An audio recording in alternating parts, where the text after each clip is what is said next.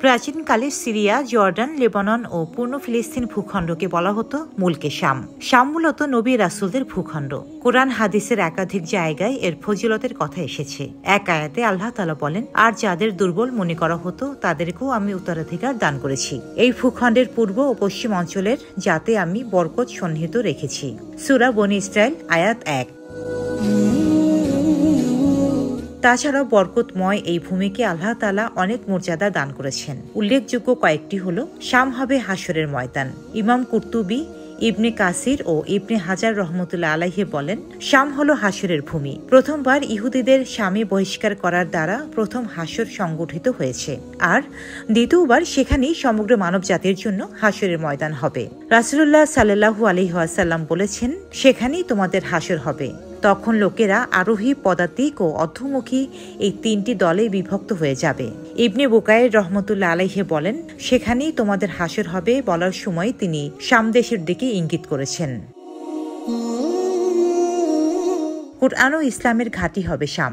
আব্দুল্লাহ বিন আমর রাদিয়াল্লাহু তাআলা আনহু থেকে বর্ণিত, রাসূলুল্লাহ সাল্লাল্লাহু আলাইহি ওয়াসাল্লাম বলেন, আমি স্বপ্নে দেখলাম যে কিতাবুল্লাহকে আমার বালিশের নিচ থেকে তুলে নেওয়া হয়েছে। অতঃপর আমি স্পষ্ট রূপে দেখলাম যে তা যেন এক উজ্জ্বল আলোতে রূপান্তরিত হলো, যার উৎস শাম থেকে। জেনে রেখো, যখন ফিতনা ছড়িয়ে পড়বে তখন ঈমান শামেই অবস্থান করবে এবং কিতাবুল্লাহ এবং ইসলামের মজবুত ঘাঁটিও সেখানেই থাকবে, আর শামবাসীরা তার হেফাজতে অবিচল থাকবে।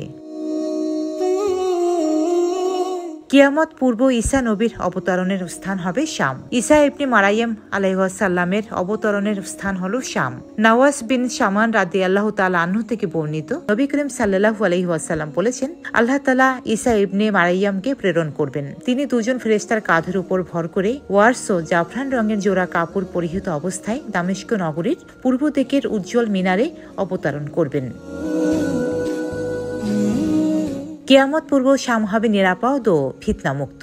কিয়ামত পূর্ব শাম নিরাপদ ও ফিতনামুক্ত থাকবে।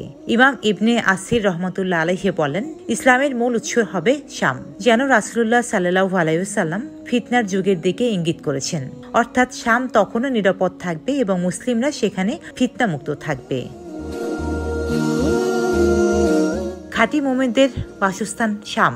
শাম মুমিনদের বাসস্থান হলো শামের পবিত্র ভূমি। সালামা বিন নুফাইল রাহমাতুল্লাহ আলাইহি বলেন, নবী করিম সাল্লাল্লাহু আলাইহি ওয়াসাল্লাম বলেছেন, জেনে রেখো, মুমিনদের বাসভূমির উৎস হবে শাম। ডেস্ক রিপোর্ট, সাম্প্রতিক দেশকাল।